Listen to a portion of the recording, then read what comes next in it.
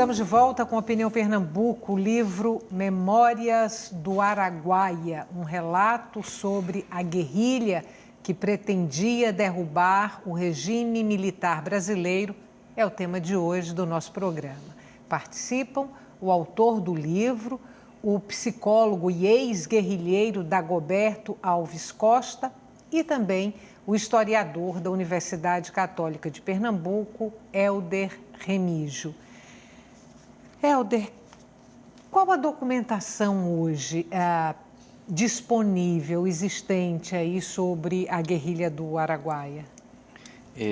Bem, Estela, é muito importante você falar isso porque com a abertura de parte dos acervos, né, referentes à ditadura militar, principalmente depois da Lei de Acesso à Informação, nós temos uma parte significativa do arquivo do SNI, do Sistema Nacional de Informações, que é muito importante, que a partir dele é possível que se façam novas pesquisas, e inclusive é importante frisar que a partir de 2012, a Comissão Nacional da Verdade, em seus relatórios, colocou a guerrilha do Araguaia e trouxe inúmeros documentos, não só escritos, mas também depoimentos de moradores da região, né, memórias dessas pessoas, desses sobreviventes ou que presenciaram a atuação dos militares naquela região e trouxe, inclusive, inúmeros esclarecimentos sobre esse processo difícil e, ao mesmo tempo, da prisão, inclusive, do próprio Dagoberto, que está aqui ao nosso lado, né? Então, seria importante também frisar o próprio depoimento que o Dagoberto Costa fez à Comissão Estadual da Verdade, Dom Hélder Câmara, né, onde ele narra, em grande parte, esse período terrível, tanto da sua prisão como do processo de tortura, né? É importante a gente lembrar que a tortura no Brasil ela foi implementada não só pelos militares em 1964, mas ela já acontecia e ainda acontece no Brasil. Então, inúmeros movimentos como o Tortura Nunca Mais lutam muito contra isso. E a respeito de outra documentação também importante de observar está digitalizada, inclusive, do próprio Memórias Reveladas, né? Essa documentação você encontra fácil na internet e documentos do próprio Exército, do SNI e também do Centro de Informações do Exército, que constam as incursões, as 3 incursões especificamente, que visavam reprimir a guerrilha do Araguaia, que na verdade era um projeto de guerrilha, né? A gente tem que entender isso. Dagoberto, você tinha 20 e poucos anos, foi preso e torturado, e foi um dos poucos sobreviventes ali do confronto. Hoje você é psicólogo. Como é que foi para você, do ponto de vista emocional, revisitar esses episódios no processo narrativo aí, né? À medida que você ia escrevendo o livro, essa visita a esse passado que não foi nada fácil e um passado doloroso, porque estou imaginando aí a sua prisão, as privações da própria guerrilha, a prisão, a tortura, enfim. Estela, eu vou responder para você aquela sua primeira pergunta que você fez para mim. Foi muito difícil, realmente, rever esse passado.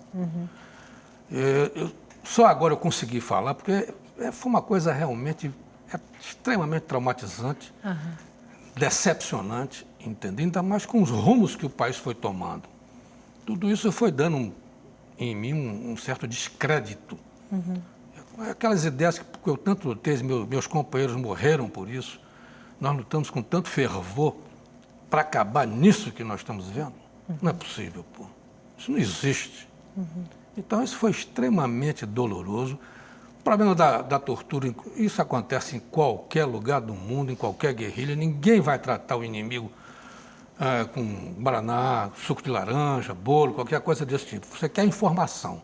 E a informação é vital. Mas atenta contra a dignidade humana, né? Concordo com você. Atenta contra a dignidade, mas o que interessa no momento é a informação. Você tem que obter, ou você tem a informação, ou então sua pessoa vai morrer. Você tem que fazer essa escolha. E a escolha é torturar o cara, pau nele, para obter informação. Obteve a informação, joga ele para lá, está tudo certo. Quantos vocês eram lá no Araguaia? Quantos morreram? Olha, em torno de 60 e tantos participantes, entendeu? Desses 60 e poucos, acho que uns 10 sobreviveram, entendeu? Só isso. A maioria morta lá no confronto. Todos foram mortos no confronto. Quem foi preso? Alguns que foram presos, veja bem, teve um pessoal da linha duríssima que houve execuções de alguns considerados altamente perigosos. Nós sabíamos mais ou menos na prisão, mas não tínhamos certeza disso. Agora que isso está aparecendo. Nós tínhamos uma certeza, assim, que guardávamos a impressão de que a gente ia ser fuzilado, se a coisa realmente crescesse. Mas ela não cresceu. Entendeu? À medida que foi passando o tempo, praticamente no final de 72, 73, nós começamos a perceber, inclusive por próprias informações de dentro do pessoal mesmo, que traziam as fotos do pessoal que tinha sido morto. Olha, cadê o movimento de vocês? Está tudo morto, olha aqui. Aí a gente viu que o movimento estava se acabando. Entendeu? Dois partidos comunistas com posições opostas, o PCB e o PCdoB. O PCdoB defendeu a luta armada, foi para a guerrilha, e o PCB tinha uma posição oposta. Historicamente, como analisar isso? Quer dizer, eu vou fazer uma pergunta meio tosca, meio boba, mas, enfim, assim, no frigir dos ovos, quem tinha razão? Bem, é uma questão bem complexa para explicar essa cisão, né, na verdade, aí do PCB e do PCdoB, porque em 62, o PCB ainda acabou não seguindo a linha mais da União Soviética.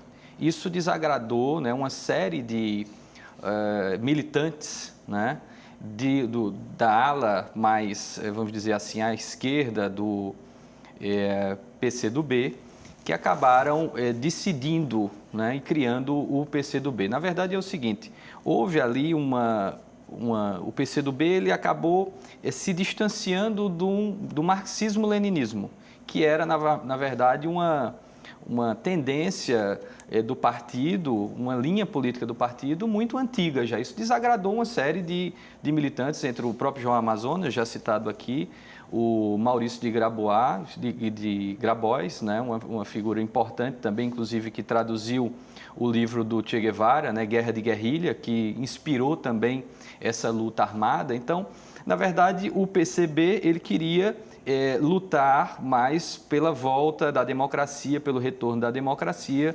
especificamente, enquanto o PCdoB partiu para uma posição mais radical naquele momento. Você falou das torturas. Os camponeses da área também foram torturados, não foram? Alguns foram realmente torturados, entende? Eles não sabiam com quem eles estavam lidando. Os militares, quando chegaram da área, estavam completamente... Eles tinham informações assim esparsas do que estava acontecendo. Eles prenderam alguns militantes da colina e de outros movimentos guerrilheiros do Foco, ali pelo Estreito, ali no Maranhão, por aquela região. E esse pessoal deu informação para eles, que existia um foco aqui do PCdoB. Eles entraram na região perguntando, até que descobriram onde o pessoal estava. Aí, entendeu? Isso, houve a descoberta, o pessoal correu para o mato e eles, então, trouxeram a tropa para dar combate a esse pessoal. E trouxeram a tropa realmente paraquedistas, e pessoal da Marinha, etc. e tal, e eles não sabiam realmente o que estava acontecendo. O que aconteceu? Os primeiros que foram presos foram tremendamente torturados por conta disso. Eles queriam ter informação de quem era. Tem cubano aqui, tem chinês, qual é a rádio? Quem é que está dando comida? Como é que você se alimenta? O que é que existe de logística, isso e aquilo? Tudo isso eles perguntavam, entendeu? Porque ficaram assustados realmente. Achavam que a coisa tinha uma dimensão profissional bem maior. E não tinha. Nós não tínhamos logística realmente. que apoiasse a guerrilha. Nós estávamos praticamente andando 12, 15, 20 horas por dia e com fome, mosquito, sede, entendeu? Tanto que a capa do livro mostra que eu estou completamente acabado.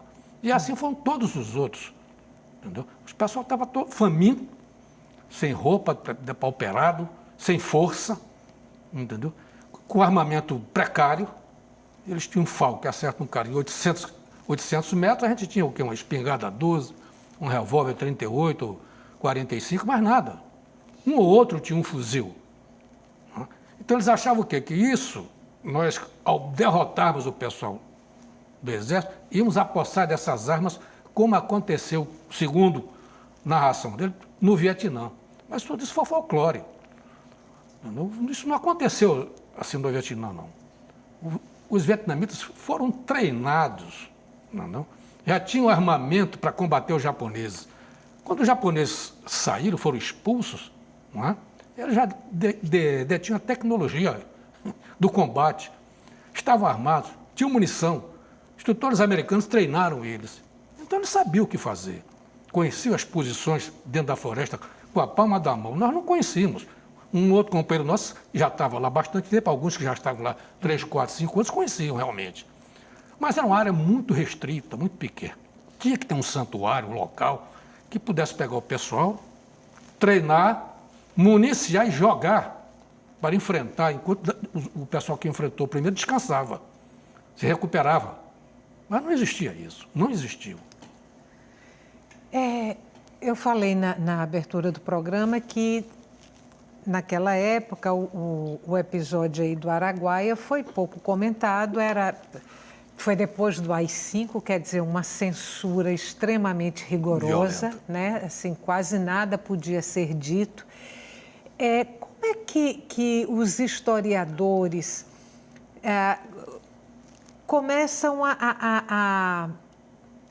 como e quando começam a se apropriar dessa história e a partir de que momento isso começa a ser falado, por exemplo, em sala de aula?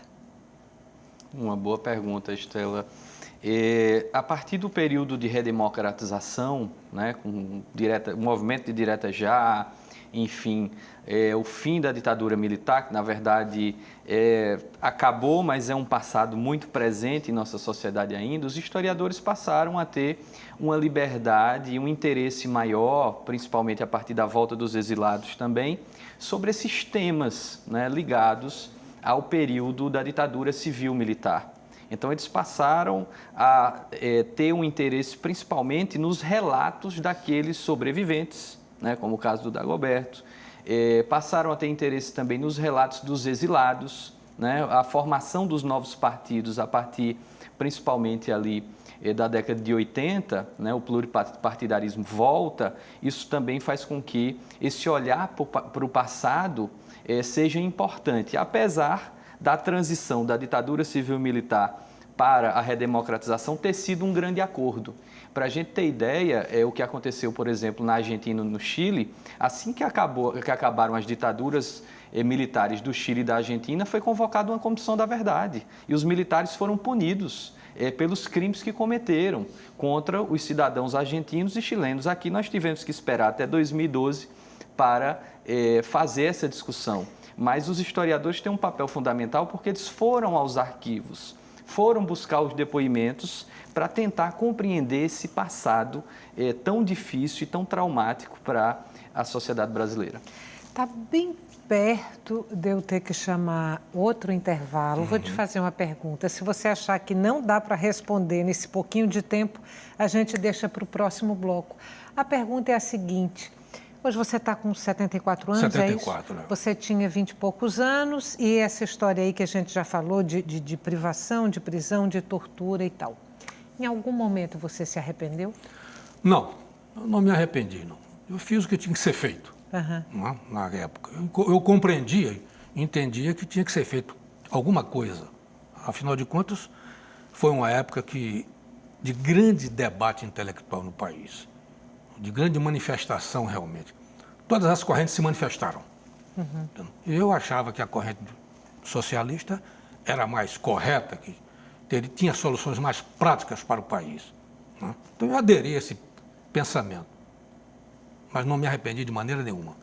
Mas no intervalo, curtinho, a gente volta daqui a pouco. Memórias do Araguaia, a história da guerrilha do Araguaia contada em livro, a gente volta já.